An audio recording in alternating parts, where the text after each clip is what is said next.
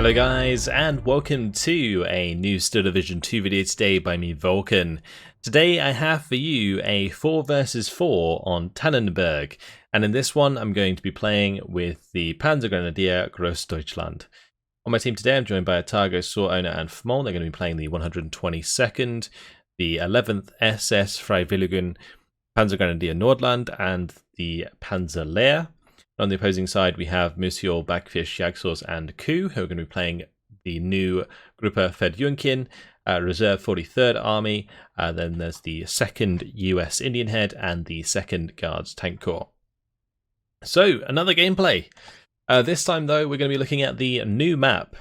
This was added originally as a 10v10 map.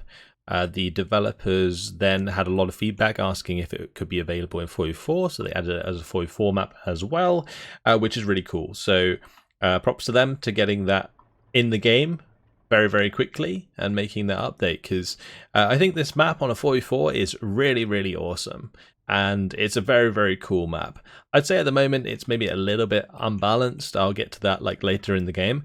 But overall, I'm a big fan of the flags being a little bit further back than the middle compared to some other maps like Ostrovno, which is a 4v4 map that has all of the big hills in the middle that you kind of fight over.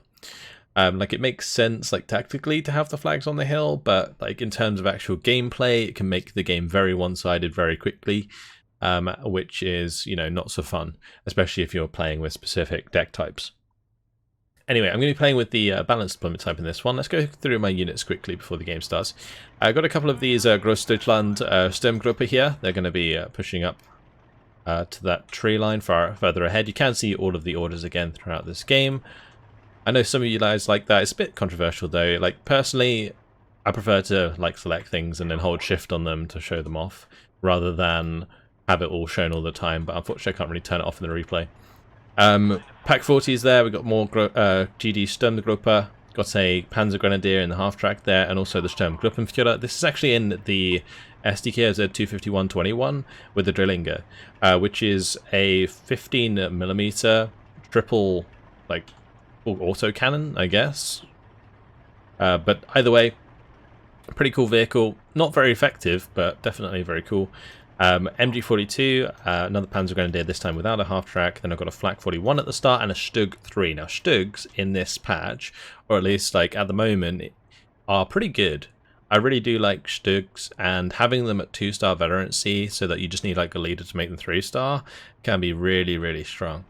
Pan 3 at the start, I've got a Pack 40 here and a Sturmgruppe, so I'm going to be holding this section of the map. I've got Owner on my left, and we've got a Targo on my right, so Targo is going to be kind of contesting this cool hill area of the map. I will try and show off the map a little bit in this one, because some of you guys might not have seen it if you haven't had a chance to play. But look at this hill. It's not uniform like some of the other hills in Still Division 2. It's literally a real hill, which is really cool. It's kind of much more sprawled out.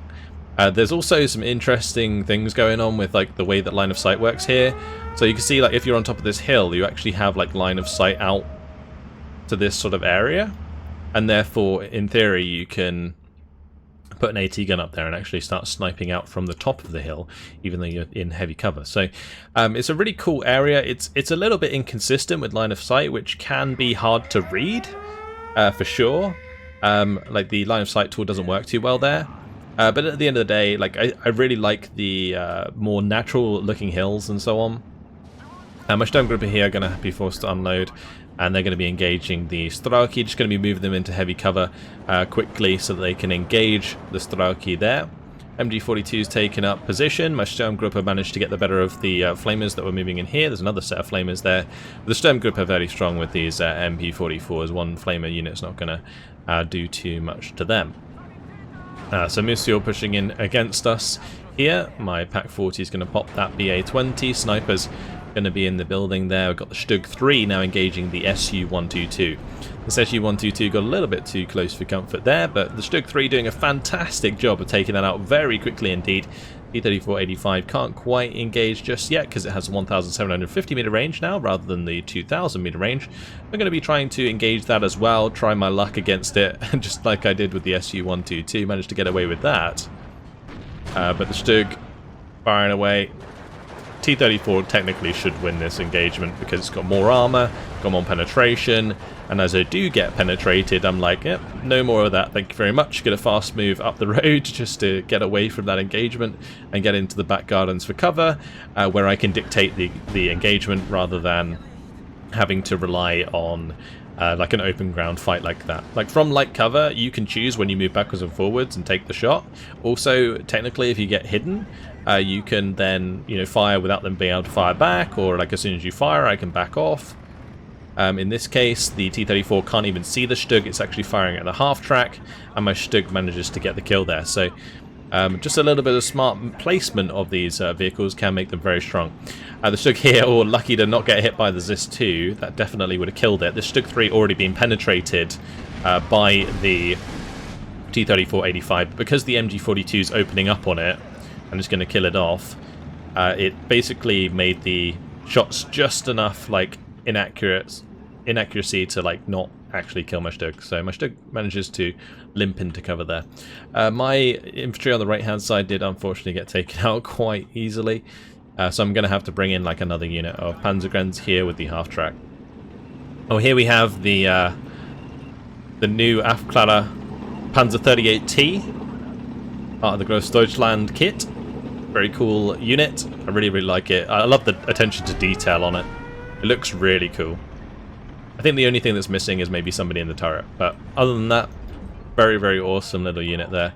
Su-2 trying to come in with a rocket strike, I think that is, unless it's one of the bombing ones. There's two variants of these. One has like a light bomb payload, and one has a rocket payload. I think this might be the bomb payload. Anyway, my Flak 88 already being on the field did help us avoid that. Oh, here's the new half track with the Drillinger on it. That man holding those 3 auto cannons ready to fire. It's kind of funny how the turret turns sometimes. But yeah, it's an interesting support weapon, but it doesn't actually pin as much as I think it should. Regardless, we're bringing in another Panther A. Grossdeutschland is one of the divisions, one of the new divisions that does have Panthers from the start, as opposed to the 52nd Sicherungs that I've shown you before. So yeah, these Panthers can be really scary in open range engagements, and basically what they're going to have to do if they want to get closer is use either cover, like this light cover here, try and take control of this light cover with infantry and stuff and try and sneak stuff around to closer range engagements, or smoke. That's the other thing that you can use in this case to get closer to the Panthers in order to have a fighting chance of penetrating them, especially with things like T-34 85s. So I'm going to be just moving through here just to make sure that I've cleaned out any infantry. Also kind of gives me line of sight. You can see how important like recon is, but I've just moved these up to the ranges where they can shoot at like 300 meter range. Basically the optimal range for the MP44. So yeah, both of those not able to be seen by the T-34s or the M3A1 Rutger, but as soon as some infantry moves forwards, we can absolutely slaughter them as they are not in heavy cover, and we will be.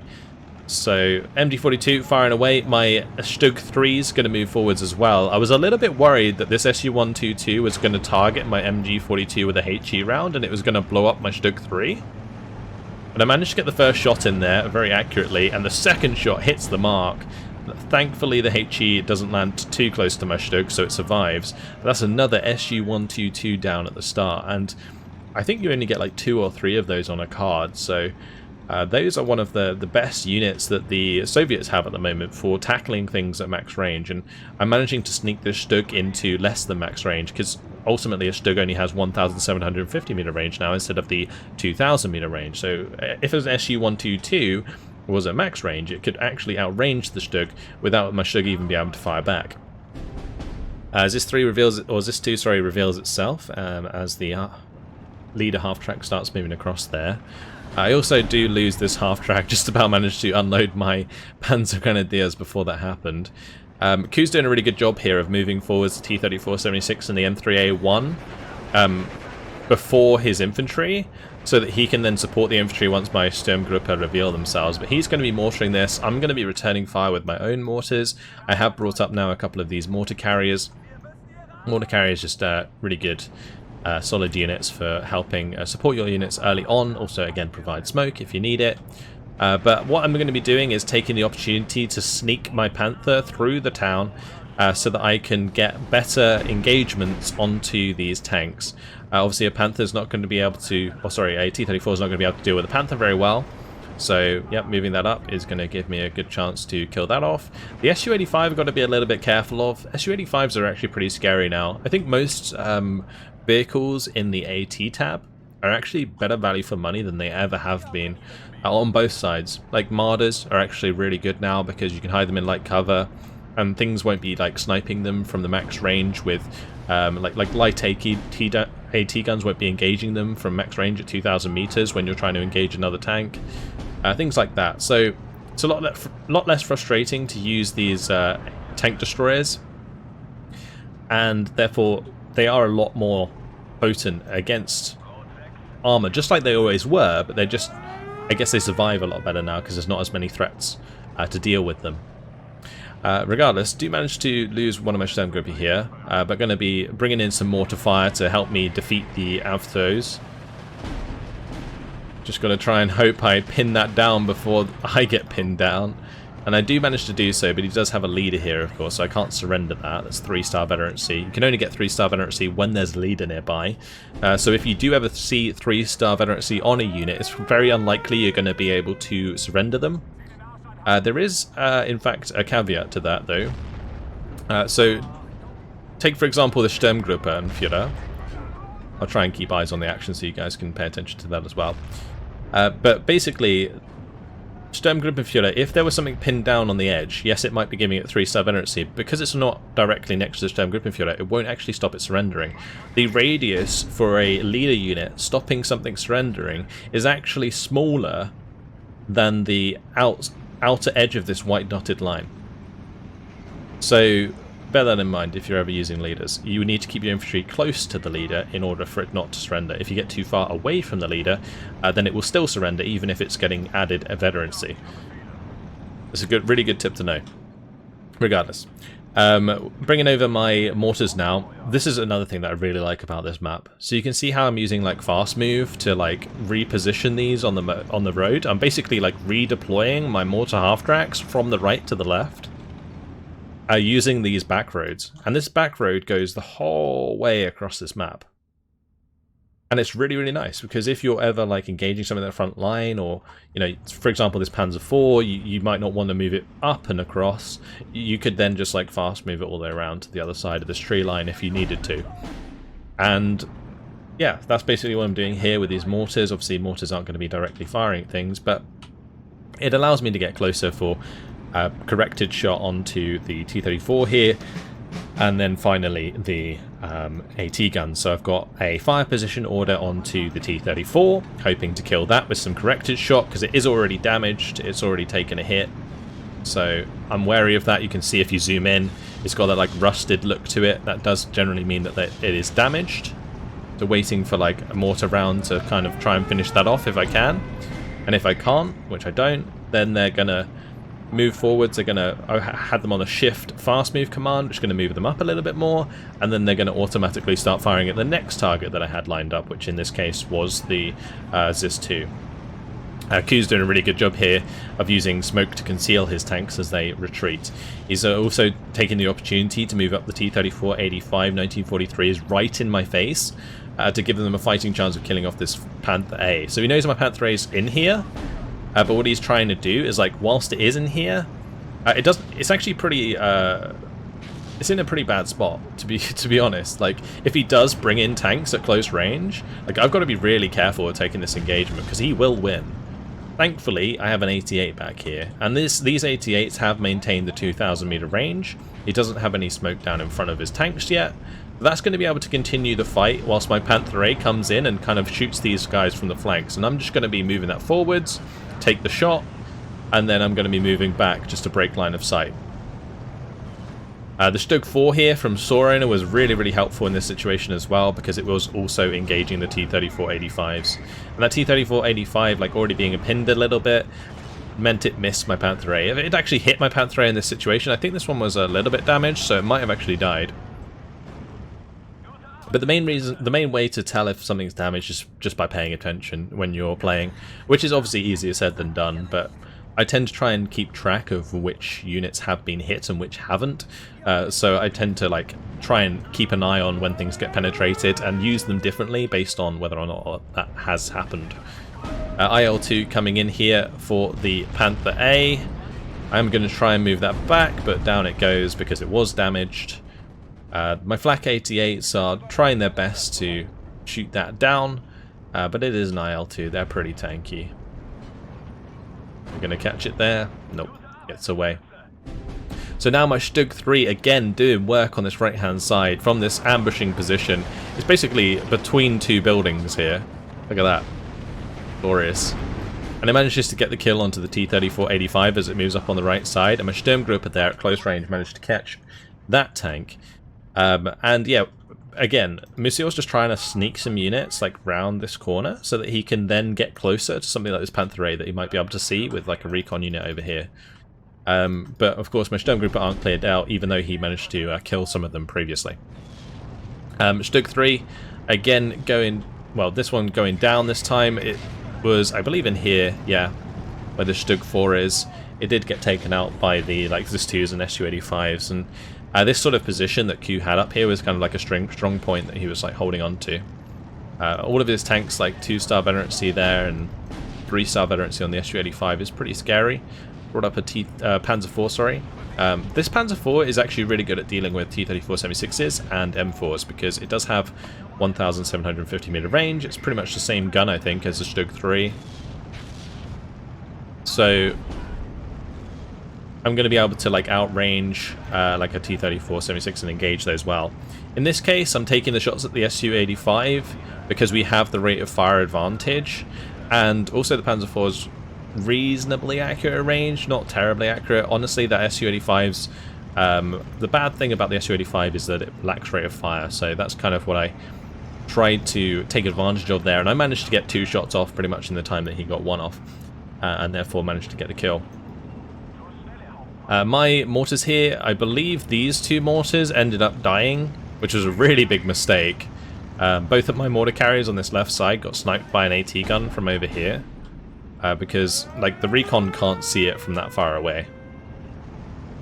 Panzer IV getting the better of the T-34-76. Let me be backing off so that I'm not dealing with the T-34-85. Well, here comes some of the big bombers, the new Soviet Year 2s. Thankfully, my 88 is managing to stop them before they get too close, and I've also got the Focke-Wulf 190 coming in to try and shoot them down. Going to be able to catch up to 1. We'll be able to catch up the second. It manages to just about get away in time. Now we got the Arados coming in. Here you go, guys, seeing the Arados in play. The bombs landing there behind them. Very, very cool aircraft. Those jet bombers, they have that distinctive sound when they come in. And generally you hear them before you see them, which is kind of scary sometimes. Like, it's not so scary obviously if they're on your team, but like for the opposing forces, you can kind of hear them come in. And yeah, it's kind of cool. Anyway, my half-track here gonna just like fast move up this road because the bombs landed in this compound. So I'm looking for the surrender here. I do manage to surrender that unit because the leader unit was also probably pinned down. That's another thing to think about when you're using leaders. Like I was talking about the Sturmgruppenführer and the fact that they only stop like surrenders in like a certain radius. If the leader is also pinned down, that is no longer in effect. So another thing to think about. Regardless, the Panzer IV just trying to stay in a decent position here nearby this like heavier cover on the right, so I can kind of peek around the corner and engage these T-34s and then back off. I do lose another Stug on the main road to the T-34s. These T-34s being high veterancy is actually really scary for my medium tanks. But I do have a Tiger here that's going to try and take advantage of a longer range engagement. So Sturmgruppe now being pushed on the right hand side. Musie's trying to do a really, trying to do a good job of playing this out. But I do have a Tiger here kind of putting on some pressure in this area as well, so it's not just my Sturmgruppe that need to hold that, which is really good. I've also, as you can see, kept some tanks further back. I've got the Tiger kind of covering this area, and the Panther kind of more to the right. This Panther's kind of in a bit of a dodgy situation or position because of this light cover, but as long as I have infantry in here, it should be okay to keep the Panther there. Alright, here we go. Q has unleashed the smoke, so he's going to start to push forwards. As soon as I see this, I need to maintain range, so I need to pull back, and that's exactly what I'm doing. I'm giving this guy a reverse order, so he maintains his front armor facing, and yeah, I've just got to keep backing off, so that if the T-34s push up, I'm still at range, because the further I am away from them, the better. If Q keeps smoking and keeps getting closer, that's really bad for me. Like, that's how he can, like, dominate these Tigers. Of course, if he comes through the other side of the smoke, I am kind of set up here already with these 88s and the Pak-40. I have kind of created this almost second line of defense, and I'm kind of probing forwards with the rest of my units. So it wouldn't necessarily be like a terrible problem for me, him coming through here. It would maybe kill the Tiger. It would be a problem for the Tiger. That's basically what I'm trying to get at. And that's not a trade you necessarily want to make, especially if he kills like the Tiger with one of these T-34s and then loses it. Like, that's a bad trade for me. I do manage to get corrected shot thanks to this Battleführer onto the SS2 over here. So we're able to start breaking down some of these AT guns so that I can then push forwards. But at the moment, no flags taken on either side. It's currently 12 to 12. So make sure to strap in. It's going to be a long one. This map in general does lead to longer games because the flags are so far back. I do think there could be some of them further forwards, like some of the flags in the middle, for example. And like maybe like this forested area, if there was a few flags dotted in there, that might be nice. Like maybe one on each hill would be kind of cool.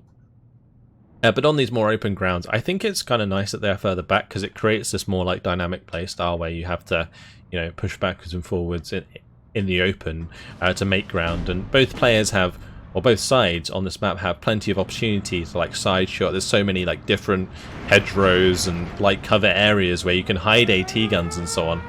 And yeah, it's something that I start to like take advantage of in the fact that there's like Tiger, you know, my Panther's like hidden in this little light cover area, just like covering this road. And one thing I will say is like this map is just beautiful. Like, let's just take a little tour, shall we? Like, if you just come down to like this level and just like scout across the landscape, it is just so beautiful. There are the odd trees here and there that are accidentally painted onto the roads, but it is a really, really big map. But it is just beautiful. And the skybox I think is very similar to the Góra Calvária one. Which makes the lighting just so nice. The Góra Calvária lighting is like perfect, and that was one of my favorite maps before this one came out. And now this one is probably on par with Góra Calvária in terms of my absolute favorite maps in this game. The Sturm going to be here now engaging Chernos. Obviously, we completely outclassed Chernos, so he's having a hard time there. Also, in this patch, the MG42s are like still really strong, so they're definitely eating those Chernos for breakfast. We do have some mortar fire coming down onto this Stug 3, unfortunately, but it's still sitting strong. It will eventually die if it gets hit by a mortar strike. I've got MG42 moving up. That's going to try and attack move across the open a little bit there, ultimately ending up in this cover so I can help against some of that infantry. But yeah, so far not really doing too much.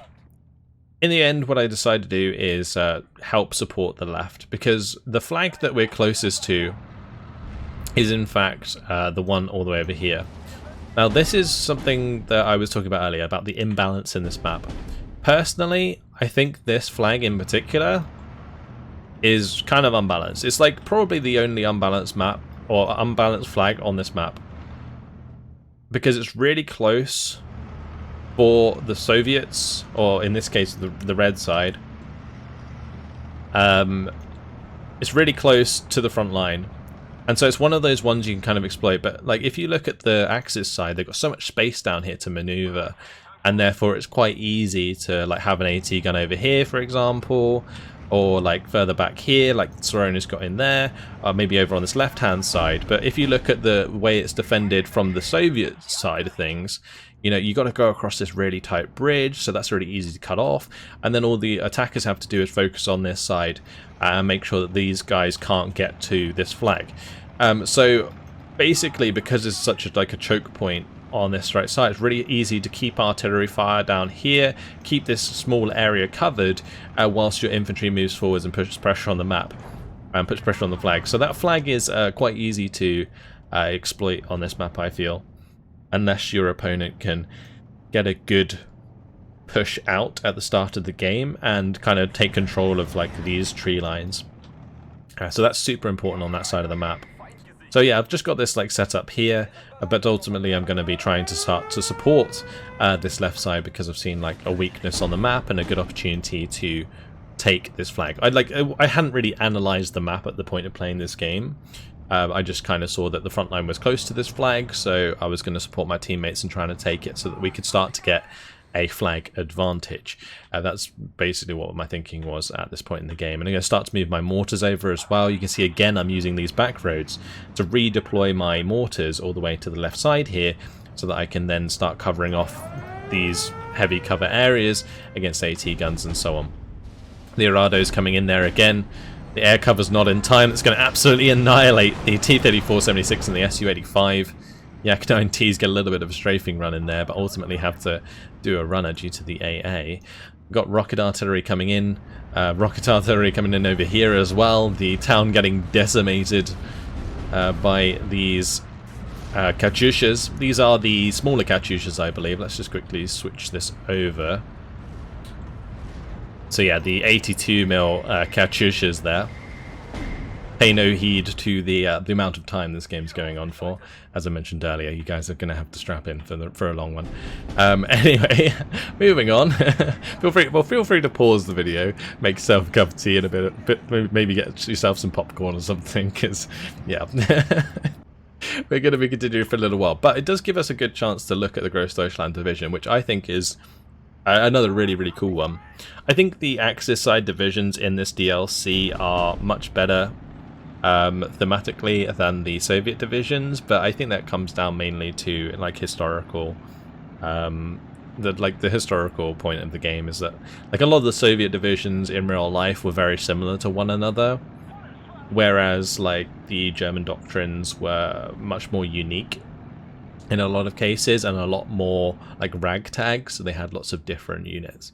Whereas, yeah, like Soviet divisions were just kind of like, oh, it's the same, you know, bunch of strelki, let's go and throw them into the fire. So, like, even the Latvian forces, the 7th Latvian rifles that you can get on the Soviet side, they are pretty much just like a Soviet infantry division. But I will definitely make sure to cover them. They do, of course, have, like, their little niche units and stuff here and there. Like, I'm not saying that like the Soviet ones are completely boring, because they're definitely not. I've really enjoyed playing with them.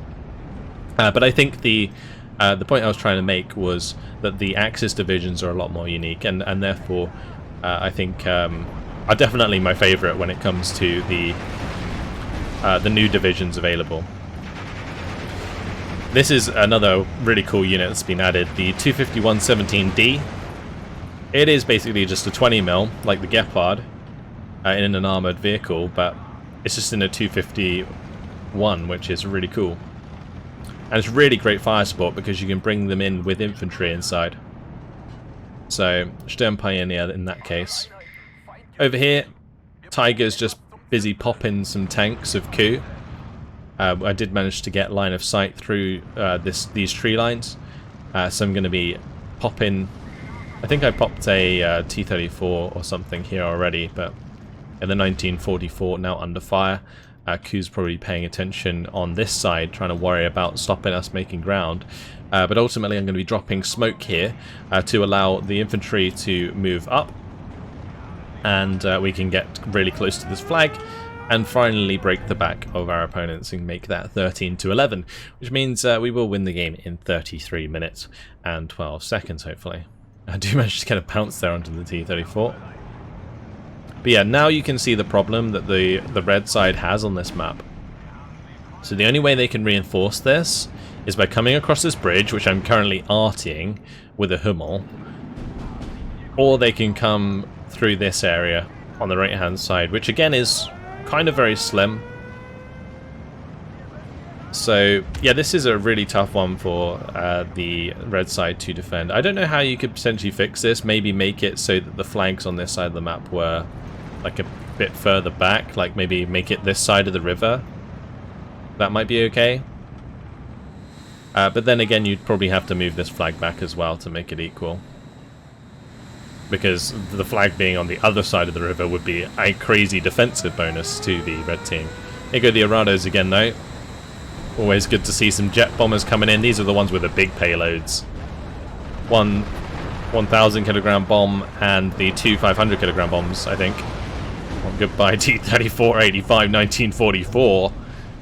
My Hummel no longer needed to fire on target there.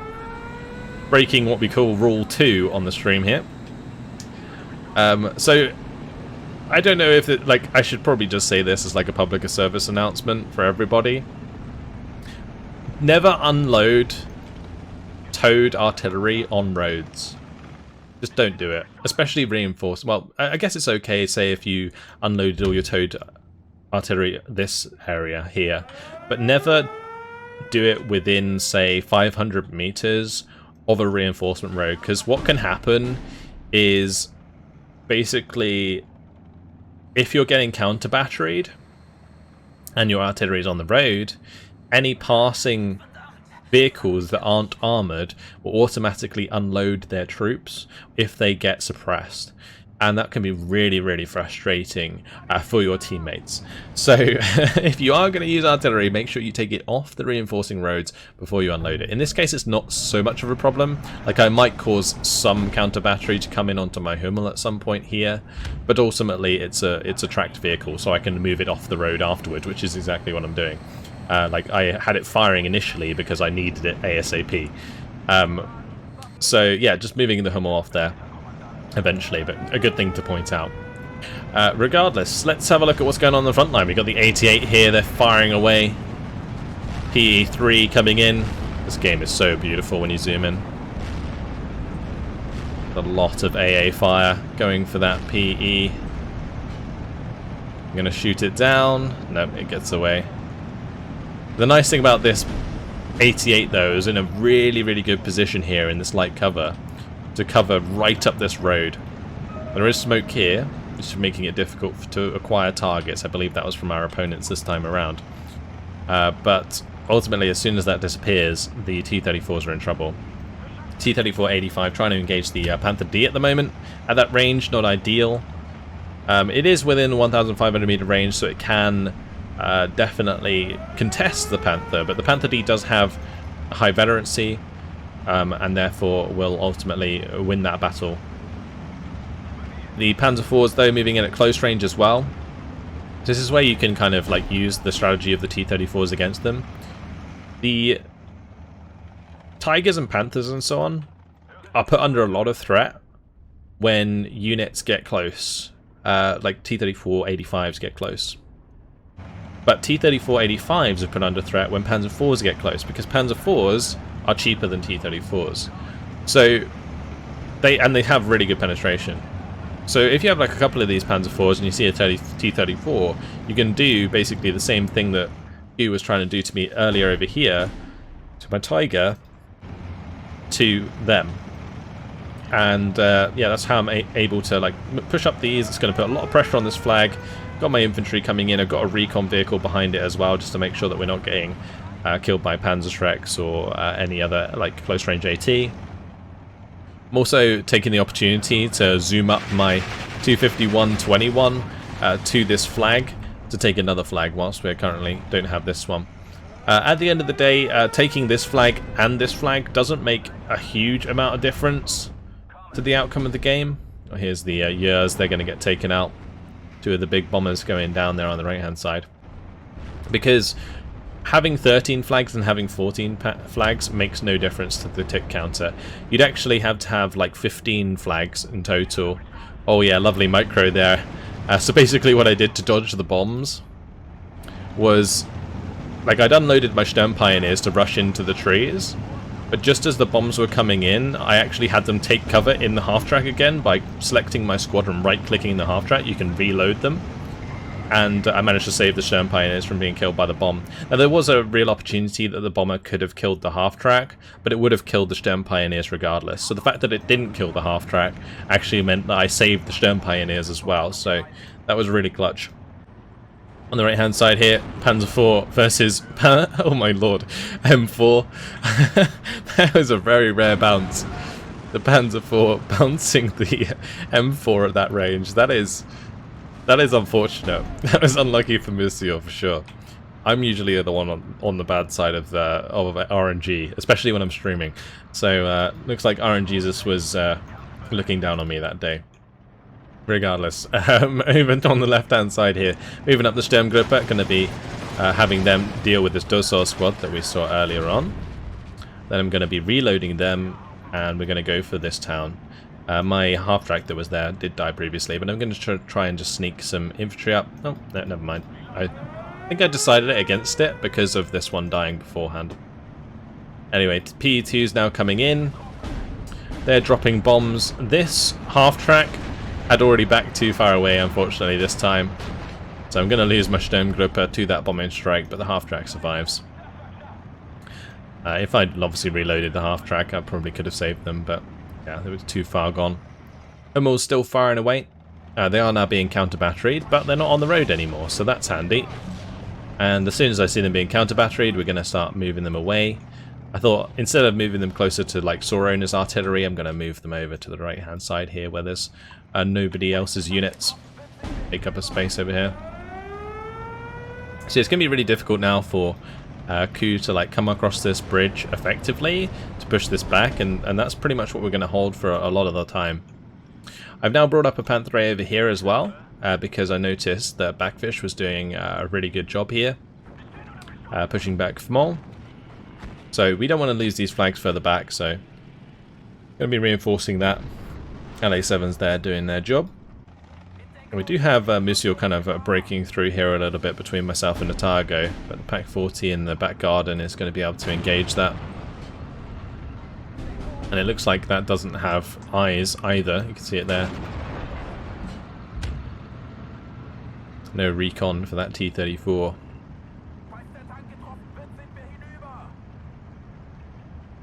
Looks like it just about managed to get into cover. Yeah, I was wondering why it wasn't firing again. Either way, we're still, you know, struggling to maintain a 13 to 12. Backfish has come in over here.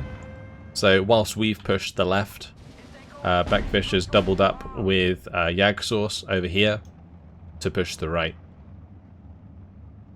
Bringing in some Focke-Wulfs to help deal with these LA7s, but there is a lot of aircraft coming in here. Managed to take out one of them, which is good for me already, but there is of course the Yak-9T I've got to deal with. I'm hoping that my Sturm Pioneers can help pin that down in time, but unfortunately not going to be the case. Yak-9T gets on the back, shoots down the Focke-Wulf bomber as well.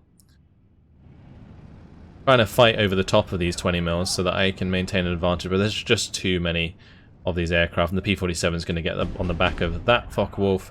I am going to be able to get my own back with my own Focke-Wulf, but just a cool little dogfight going on here actually. Just lost this plane. Unfortunately this one's going to go down as well, and I actually, as a matter of fact, lose all of my fighters at this point, so that was really bad. That last Focke-Wulf death was really unfortunate. This LA7 nearly pinned down, just about managed to survive. Anyway, we got a bit of a battle on our hands, as the right flank is now the problem for us. Moving up some Sturm Pioneers here, followed up by a Sturmgruppenführer to get the extra veterancy down and allow me to push back against Backfish's units. We've also lost this flag as well, so we're going to have to start bringing in some units to help that out, whilst maintaining our hold on the left-hand side. So you can see, whilst I'm also focusing on the right, I'm forgetting to unload some units. It does happen to all of us, just having some idle units there. To avoid this, actually, what you can do is, as you select a unit to bring it in, you can actually then click a key, like Y or Q, to give it an order before you even bring it out. It's really useful to know. So especially at for an unload at position command, if you press Y, so you left click the unit you want to bring in, then you press Y and then you left click on the map. And what that will do is bring in the unit with that order, so an unload at position order, and therefore when they reach the position they get to, they'll automatically unload. It's especially good for unarmored transports because they'll be a lot less vulnerable. The PE2s do manage to get rid of the Flak 88, just overwhelmed it completely. Therefore I'm going to try and move my Panther A into cover so that it doesn't get bombed as well. Arado's coming in here again. The big payload's coming in this time for the IS-2. Oh no, looks like they went for the units here, but that was a seriously good bombing strike as it blew up quite a lot of units. Panzer IV being brought up with the Panzergrenadiers. We've got more Sturm Pioneers on the way. Sturm Pioneers are really important here because our opponent's using the new 43rd Fedjunkin, and the Fedjunkin has access to Avto Strafnikis, which are very large squads with a lot of submachine guns. So they're very, very deadly at close range. So Sturm Pioneers with the flames make them a lot less effective because when a flamer hits a unit, it forces it to move, and when a unit's moving, it's much less accurate, which means that it does less damage. So yeah, Sturm Pioneer is super important in this case for the close range engagement, because otherwise things like these Panzergrenadiers are going to get absolutely minced by the PPSHs.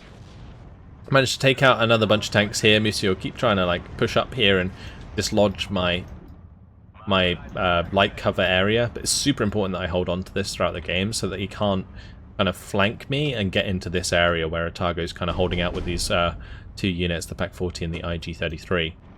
I am currently pushing up here temporarily. We've got the two Panzergrenadiers that I brought in. I did eventually order them to attack this town, but it is kind of short-lived because obviously Q's going to fight back just as hard. And also the bombers can still bomb this because it's quite far up. There is quite a lot of AA on the left-hand side now. And that's due to me bringing in these half-tracks with the 20 mils on the back of them. They've all got the 2-star veterancy from the Sturmgruppenführer. So that's given me a little bit of an AA base on this left-hand side to keep this safe, keep this flag safe, but we don't have them here. And the T-34 is going to move up there and double surrender those as the bombs land. Moving up a couple of these SDKFZ 251-17s on this left side as well. Still trying to have these engagements with the Strafniki. These are the normal Strafniki, the 20-man squads with like 13 Mozins. They do still have a decent amount of power at close range. In this case, the Abkleider Panzer T finds the Avtos and takes a grenade to the face, unfortunately. That would have been a really good unit to use against things like these Chernos, but not so much against like the Avtos with the close range grenades, because it just can't spot them in time. IL-4s on the way from Bergfish. It's a lot of IL-4s. Gotta hope that the like 88s can stop them from doing their job. These are the rocket ones, so they've got to get low in order to fire. These ones don't make it. These ones are now moving away. IL-4s do have very good resilience. I don't know what the exact stat for them is, but I think it's very, very good. But either way, they are very tanky, so they're not taking much damage there. Starting to reinforce this area now with some Panzergrenadier, Sturmgruppe, bringing up an Afterler Panzer 38T so that we can spot things in these buildings and take them out. And I've got the Panther A's further back to provide the long-range cover. So I'm currently playing here, here, here, and here. Pretty much the whole map except the center. Just trying to like help out the team win the game, of course.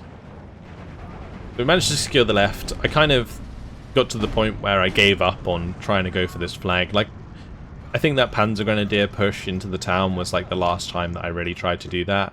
And from now on, I'm going to be like consolidating further on the right, where we're closer to our reinforcement points and more likely to take back the points from our opponents.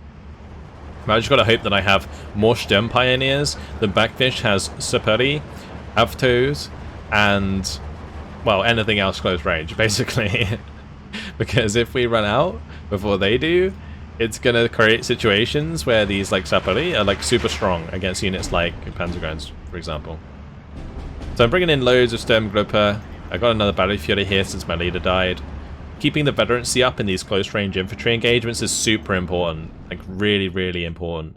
Got another like bunch of aircraft coming in here. One of the Yak-9s does go down to Atago's 2-star Flakverlings. That's a really, really disgusting combination there. Oh yeah, Panther takes out the T-34 over here. That's a good kill for sure. Where was it? Oh, there it is. Burning on the road there. But I am having to keep at range from the IS-2. But the IS-2 is still a fantastic counter to the Panthers. Panthers do have a reasonable amount of penetration. It's like 20%. I say it's reasonable. I mean, it's at least it's some. You know, you got a chance of killing an IS-2 1943 at max range because it's got 160mm frontal armor. The 1944 variants, no chance. The Panther A really has a hard time. Well, these BS-3s, these are some of the new AT guns. Let's have a look at these as it gets mortared to death. This is really good at popping the Panthers and so on. And if Panthers are a little bit damaged, it'll just one-shot them. It's really, really good AT gun. Very, very big fan of that. It's a shame it's not available in like more units. It'd be nice if they added them to like a couple more of the like infantry divisions or something maybe, if they had them historically, I don't know. But yeah, adding them to more divisions would definitely be nice for the game, balancing wise. Here's the Avtos Strafnikis. Oh, and here's the Saperi Rocks. The Saperi Rocks are like a full infantry squad, but they also have a flamethrower, so they're really, really scary. They can get overwhelmed still. If you have a number of different units attack them at the same time, you can definitely overwhelm them. And obviously at the moment, well, in this patch, as I mentioned, like MG42s are pretty strong. So these Grenadiers with MG42s, the Panzergrenadiers, are able to get some serious damage in there. These Avtos Strafniki, they're not going to surrender because they have the Fanatical trait.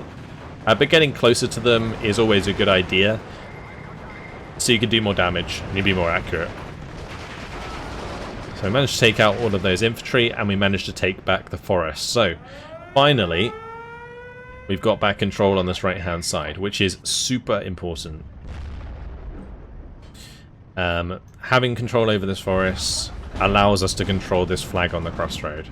Without this forest, it puts us in a really bad spot. So now what we can do is focus on consolidating here and also consolidating further to the left. The IL-2 is taking a lot of damage. It finally goes down. As you can see, I was right-clicking that to make sure that all of my AA focused on it and not any that were flying away. We got some artillery coming in here, going to kill off my Pak-40 next to my Tiger. I did now lose control of this area. And from now on, I was pretty worried that at some point Monsieur would move up a bunch of T-34s in here and completely ruin my right flank. Because from this position, he can definitely dispatch of both my Panther and Tiger. The 88 might be harder to deal with, but ultimately all that needs is a little bit of artillery on it, and it's going to be taken care of. So yeah, the Tiger and the Panther here would definitely be under threat if they got pushed in. The Pak-40 is kind of in a nice position to cover me as well, though, I guess, and yeah, the 88 here. But again, those are all more artillery targets. The Panther A and the Tiger E, though, could definitely be taken on in a direct engagement. I do put down a help beacon here just to ask if Sorona can move forwards his supply to give my 88 some more HE ammunition, because without HE ammunition, the Flak 88 doesn't fire at aircraft. So there is that. So yeah, not really much happening on this side anymore.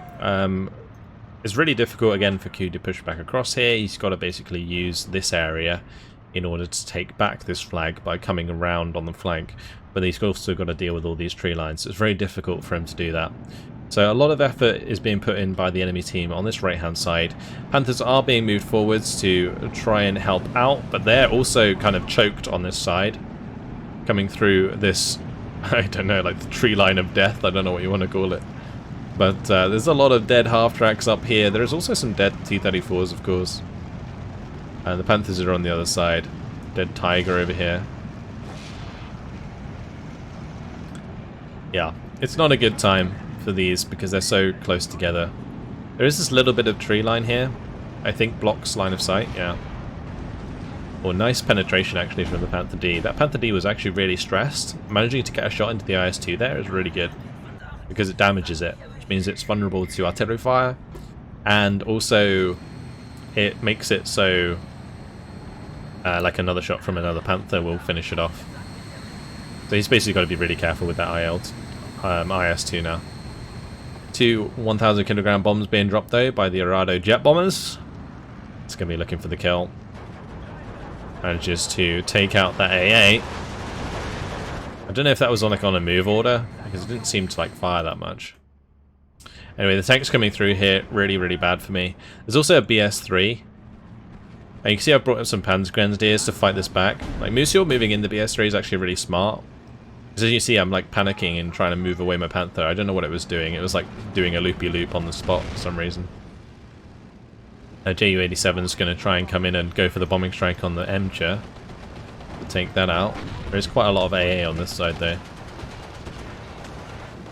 So once they do try and go in for the bombing strike, I think one of them gets pushed off. This one does make it. No kill though. The other one's going to be floating around all the way up here, all over the AA. The one on the left gets shot down. This one also not too good. And down it goes. That's the rest of my Air Force gone. I don't really have much Air Force in this division. But thankfully we do have Sorauner's Stukas, which is going to be using those 280mm Wurfkörper Flamm, which are rockets that are going to destroy that, hopefully. Destroy whatever's left in there. So currently we're still sitting on the 13-11. On what was a very epic game so far, where I'm having to spread out quite a lot to help our team out. Focke-Wulf's coming in from a Target on this right hand side. Was a little bit light on infantry at this point, so I didn't want to like commit too much here. Thankfully those Focke-Wulfs are going to help clean out a lot of that stuff, and I'm going to be able to move across some of my units to help out. Here comes the IL-4s once again. These are ones have the big old rockets. They're going for the Stug 3s here and the Panzergrens. Going to take out one of the Stug 3s, 2 of the Stug 3s. All the IL-4s coming in as well for a big old bombing strike. Ju-87 managed to take out one of them. The rest of them we do manage to push off with the amount of AA that we have. It's like a really good job by Sorauner and Fmol to bring in these 88mm, because they were vital at taking or making sure that these IL-4s had to pull back before they could drop their bombs. Super important. You're still trying to break through the middle here with the tanks, but the Pak-40s are still doing a good job of taking care of these. You can't really move forward tanks like these unsupported. But not having recon for them is like the biggest crime these days, and like even if it's not recon, just some infantry. It's like super important. It really is. So it managed to clean out the rest of this infantry. Those Avsosafniki get pushed off. Just making sure the Battleführer and the remaining Sturmgruppe keep moving up. And just gonna try and maintain hold of this position in the forest so that we can hold this flag, and ultimately for the rest of the game hopefully just win by holding the left side, because counter pushing all the way on the right to this flag, whilst potentially possible with multiple players, is a very hard task, and probably one that would cost us a lot of resources. So I do manage to get some infantry into the light cover here, which once again allows my Panther A to sit in the tree line here. The Tiger E is in a much better position than the Panther, but as I've mentioned before, I've now brought up some AA though, because I realised that there was a severe lack of that on the right hand side. Some of my AA on the left is starting to get killed off. There is also the off-map vehicle here. This has been going backwards and forwards with off-map. You see my Panzer IV is going to have to back off. Oh, in this game I was trying these Pak-41 Gerlichs. These are an interesting new unit. They have 245mm of penetration, so they almost always penetrate. But the trouble with them is they only have 4 damage. And like a tank like this has like 10 or 12 health. I'm actually not entirely sure. But either way, it's going to take 3 shots from a Pak-41 to kill it, even if you penetrate with every single shot. And that's not good. Because by the time you've like fired the second shot, your AT gun's going to come under a lot of fire. and you're most likely not going to pin down the tank you're shooting at, because it doesn't have like much suppression, because it's an APCR shell. So the other thing about these is they're 75 points, which is really expensive for the amount that they do. So I'm not a huge fan of these at the moment. I think if they were cheaper, they might be worth keeping. But I've definitely updated my deck since to take these out, as they're not terribly reliable AT weapons. Panzergrenadier going to go down here. We're going to have another massive air attack on the right hand side, this time P-47s. Not so big as the IL-4s, and definitely not as effective. P-47s trying to get the better of the 88. Basically what Jagsaw's trying to do here is overwhelm our AA. But there's so much more than just this 88 out in front. There's like obviously all the stuff further back, including my new mobile wagon that I've moved in here behind, or sorry, in front of my 88. So yeah, not much is going to happen for any aircraft. We're completely consolidated in that area and dug in. So you can see Q's starting to amass a little bit of push here. He's going to have to basically move up in this area. He's got the ISU 152 in position, which is really nice for dealing with things like the 88s at range, or just some AT guns and so on. The Stukas are first going to, of course, see those. Goes in for the rocket strike. The Stukas are first at the moment is really strong. He'll probably be nerfed at some point, but at the moment it's like supply is kind of dodgy. Anyway, we're being hit by artillery here. This is like off-map artillery. It's absolutely slammed all of my units in this area, including the Pack 41 I had there. So we kind of lost quite a bit of threat to the right-hand side, but thankfully that Stukas of us kind of discouraged Q from making a push for the time being, even though he is trying to continue to push back on that side. But it is very difficult, and as I mentioned, this is not a side of the map that is very fair, in my opinion. Now IL-4 is trying to go for a push on this side, another bombing wing. Taking a lot of damage. I don't think any of them managed to get their bombs off, and we managed to shoot down at least a couple of them. Oh, there was a bomb that went off there onto the Pack 41. Yeah, out of everything that got bombed, my AT gun died. There goes the third one. That certainly cut down our opponent's ability to do that again, because the less bombers you have in total, the more chance they're going to get shot down. Because the one thing that generally happens with AA, especially if it isn't specifically targeted, is as soon as something gets forced to fall back, the next aircraft gets targeted, and then that one gets forced to fall back, and then your AA automatically moves to the next thing to be targeted. So it's like really important that you like right click on the aircraft you want to kill if you want to start breaking them down, and then the next time they bring in their aircraft, you can, like, they won't have enough to oversaturate your AA defenses. So again here, another example of like trying to saturate the defenses, specifically targeting like the 88 in this case, but I've reinforced with a couple of mobile wagons which he might go to try and bomb as well. Ultimately he's going to get a lot of bombing done here because it's not that much AA. My Panther A is going to get demolished. Pack 40 goes down, Panther goes down. Ju-87 does manage to kill one of the PE2s. These Yak-9Ts, though, are in a really bad position over the top of our lines. So, hoping to shoot down both of those.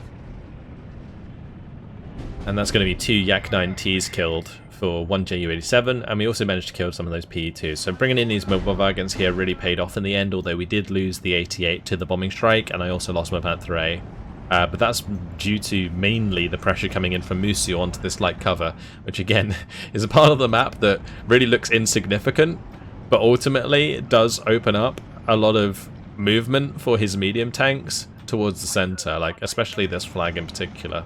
There's a lot of places here to ambush, but yeah, this light cover is super important for breaking down this position. 88 going to be going for those engages with the IS-2. We've got the bombers coming in again. Sorry, I meant to zoom in on the bomber there. It's always fun to watch these.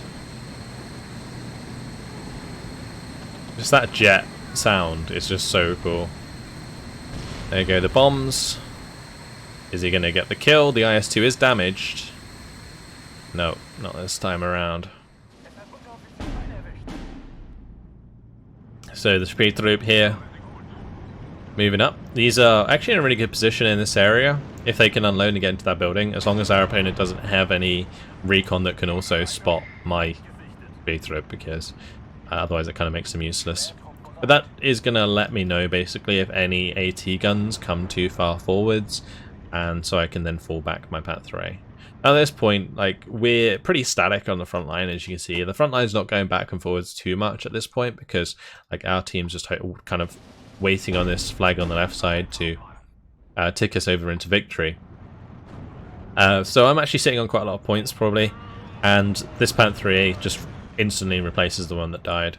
And I've also brought in another one over here. I think it might have already been here, but regardless.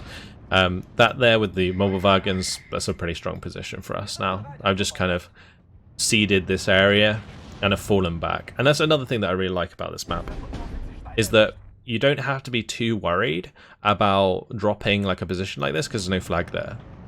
So like tactically, it makes more sense for me to just fall back and set up like a perimeter around this area where I can fire at it from all angles and deal with it that way, rather than being forced to like push in here and take bad engagements. So I think like in a lot of cases this map does allow for that kind of maneuvering, which is really, really nice. But I think there definitely should be like more contested flags maybe in the center where there's infantry engagements, because it's not so important.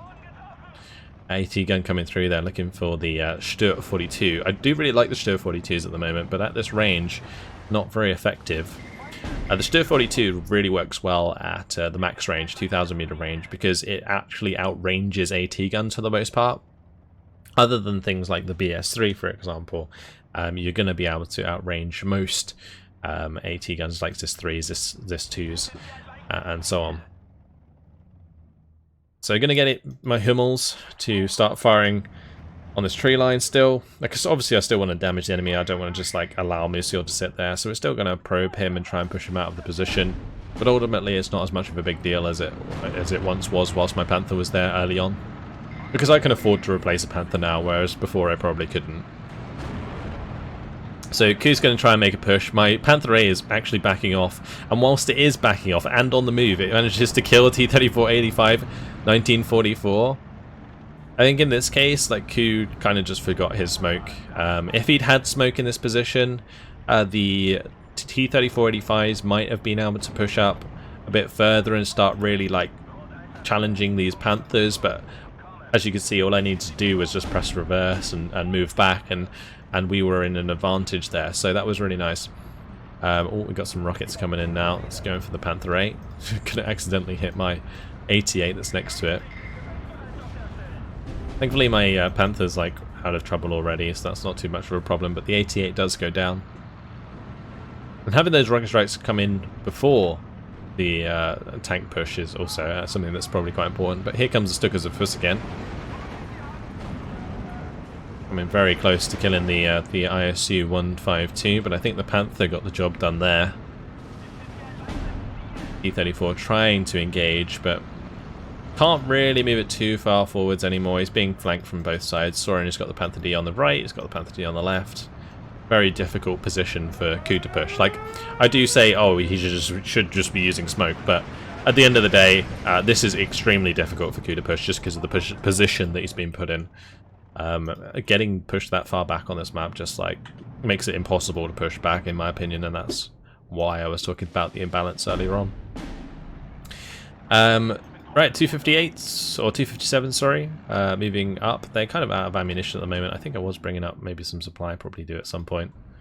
On the right hand side, we're still trying to deal with these bombers, but there is a lot less of them now. Bagfish and his IL-4s have slowly reduced in number, which is good.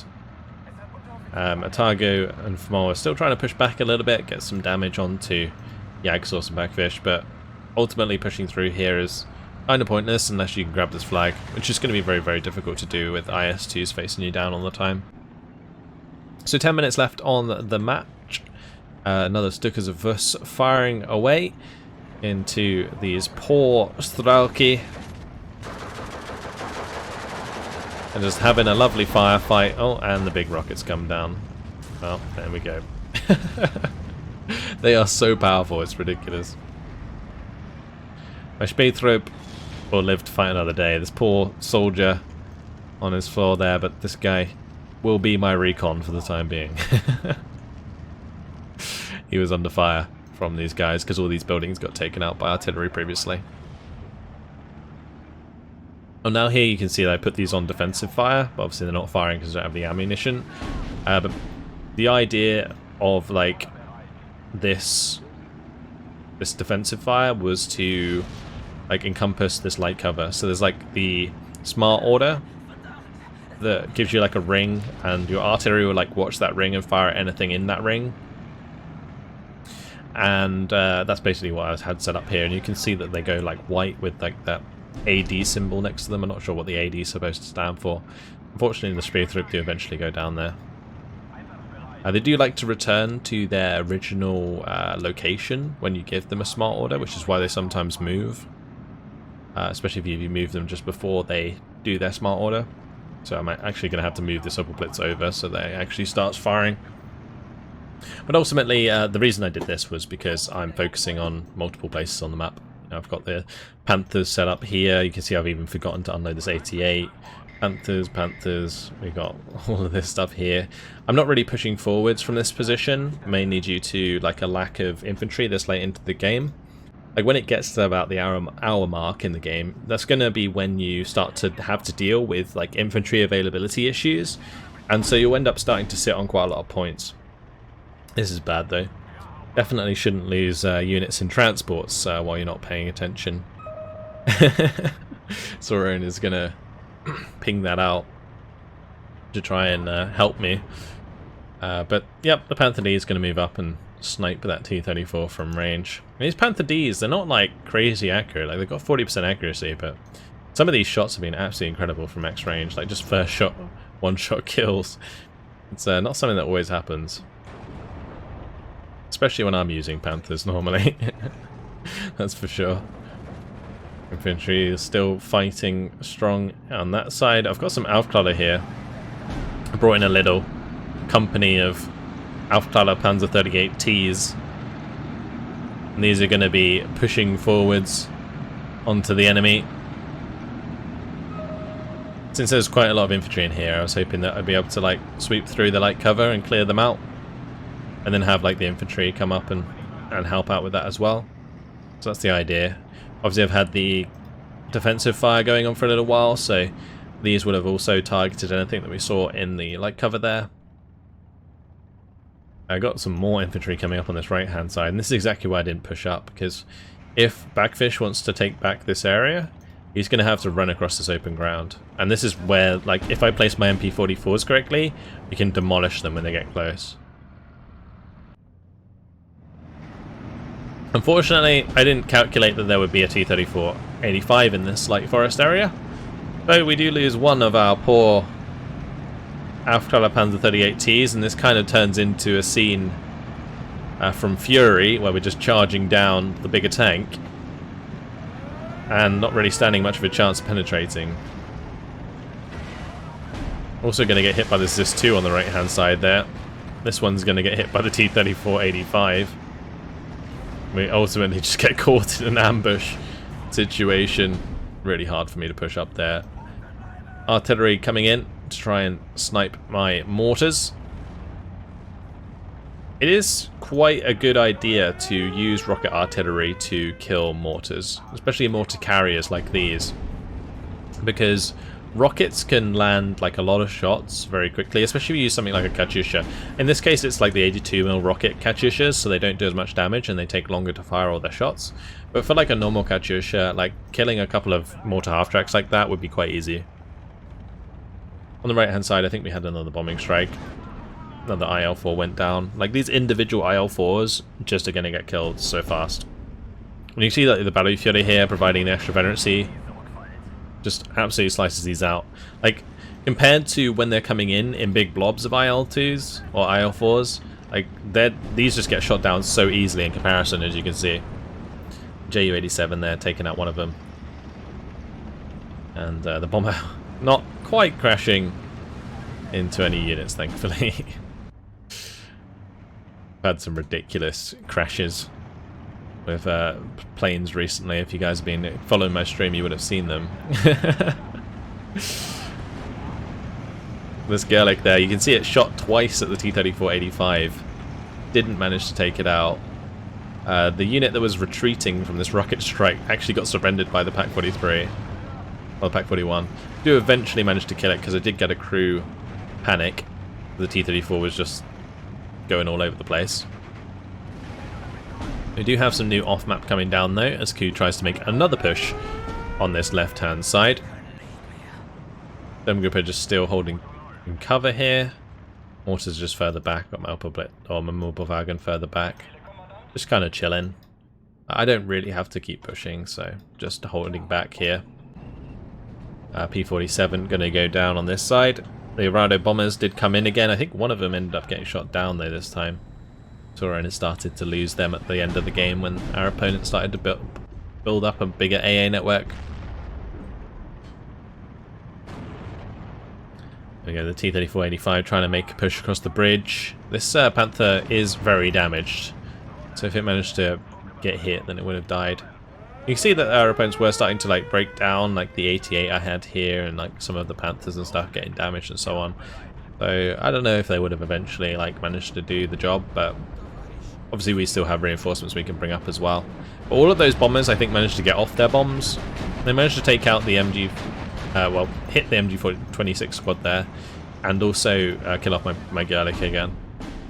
And that Gerlich primarily was there to take out transports rather than tanks, but obviously has that crazy penetration, so it can take out the tanks as well. So we're going to move up here with Sorona to challenge the ISU-152. The ISU-152, very scary unit if it hits. It does a lot of damage. You can one-shot your tanks. Like, it does have 15 damage on the AP shell, which means that anything it penetrates will die. And rightly so. But the accuracy does let it down quite a bit. The T-34-85's in there. There's a bunch of AA on the other side of the river now, so that Focke-Wulf 190 not having a fun time is going to get shot down. And temporarily, Ku has taken back the flag. So, going to be bringing up some reinforcements here. And as you can see, I do have quite a lot to bring. We got the MG42s. These are coming in the Drillinger SDKFZs. I got another Gerlich on the way, being towed behind the Sobel Blitz. Got a Panzergrenadier, a bunch more Sturmgruppe. One thing I really like about the Sturmgruppe actually is their uniforms. You can kind of see like their new helmets and so on. They look really cool. Big fan.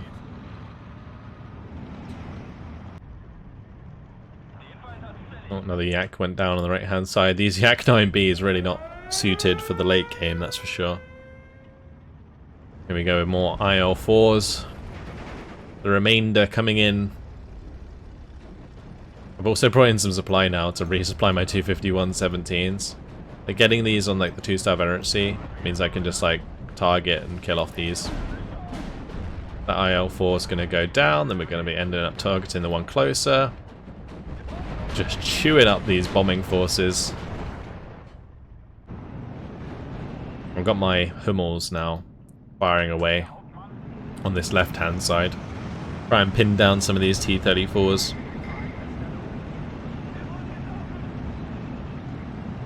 I did manage to do a really good job of actually pushing through here eventually. Like, once we kind of like let up a little bit, he kind of took advantage of us not really paying too much attention to our forces on that side, and did manage to make the breakout back to the 12-12. But I'm going to bring up a bunch of these Outklaller Panzer 38Ts, as you can see. I think I was also pretty light on Panthers at this point, so. But just because I'd like obviously spread them out so far across the map, I've got like 3 over here. I don't think I brought in any on the right hand side, but yeah, they've slowly been like picked off elsewhere as well. We do manage to get like decent shots here with the Hummel. And I think there was also like the Stukas again that came down with the rocket strike. that really did a lot of damage. More rockets coming in from the opposing side. That's going to be going straight into that Stug. Pins down a lot of these units.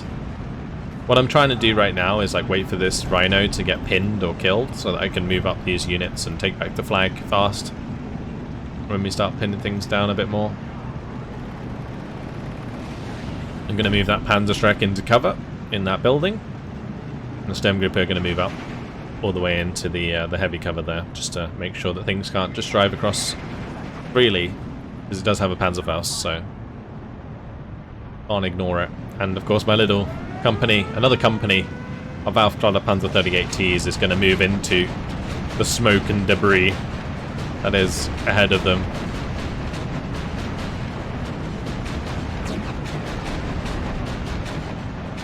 It's always lovely to watch these aircraft get shot at from a... Oh, there it goes. From below. Very, very cool.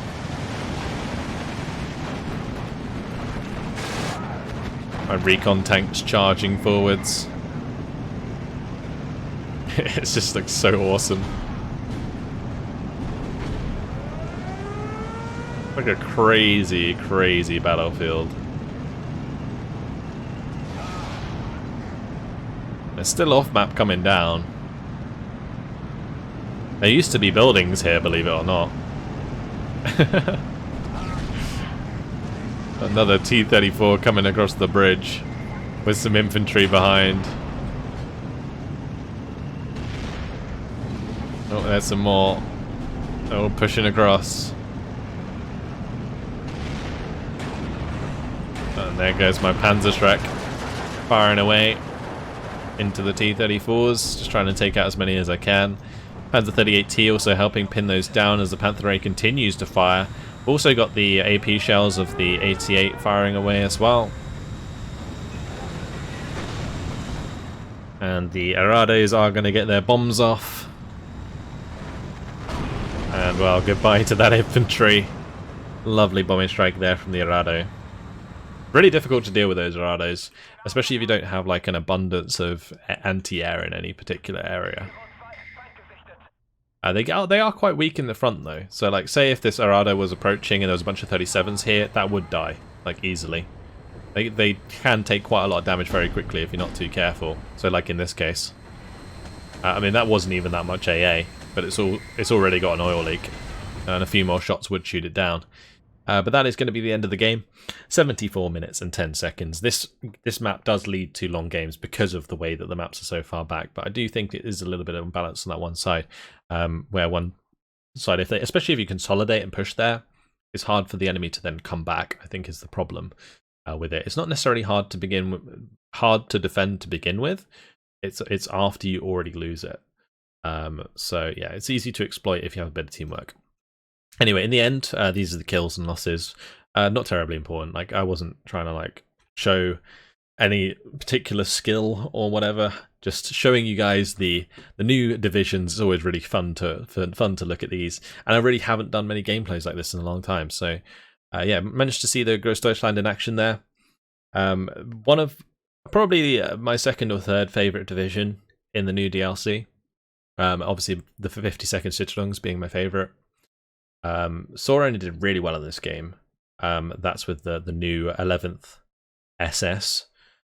Really, really good job with 8,110 kills, 3,675 losses. So I'll definitely point that one out. Yeah, let's jump over to the kills just to see if there's anything worth really pointing out. Like the Panther A here, getting a lot of T-34-85 kills. This is mainly due to like the max range engagements. That really don't favor Q too much. I think if there was more smoke in this battle, especially like as far as those like T-34 engagements are concerned, then they definitely would have done better. Whether or not it would have actually made a big difference in the grand scheme of things, that remains to be seen, because the map does have a lot of places for like ambushing AT and so on, so it's quite difficult to push in this map. In certain areas at least. But consolidating my AA and having like all these mobile wagons up at the end really did help us break down these IL-4s, which was super important is if Backfish had hit like a critical mass with those IL-4s, anytime we brought in new AA, it would have just absolutely demolished it. So managed to get the jump on those a little bit there, which was good. It's the same with counter battery actually. Generally what you want to do, say if your opponent's massing bombers, you don't want to bring out like one AA piece at a time, because every time you do, it's just going to get bombed. What you want to do is bring it all out at once. So you save up like a few hundred points and then you bring out 3 or 4 units of AA. And then at least you have enough to like stop a bombing strike of like 4 or 5 aircraft. Same with, like I said, counter battery. If your opponent's spamming you with artillery and you want to counter battery their artillery, don't just bring out your artillery like one at a time and start counter battering, because all that's going to happen is they're going to target your individual artillery pieces and you're going to lose them one by one. Just bring them all out at once, or like as many as you can like save for, and then, you know, like target their artillery all at once, and just like, you know, get the jump on them that way. Super, like kind of just another general tip there. But for those of you who got to the end of the video, because it's been an hour and 20 minutes, it's a long old video. Yep. Hopefully you guys enjoyed it, guys. Thanks for watching. Hopefully you like the new map, because I don't know how many more videos I'm going to be doing of it. We'll definitely see it on the stream a lot, so make sure to go check out my Twitch channel. But yeah, thank you guys for watching. Hopefully you enjoyed it, and I will see you in the next one. Goodbye.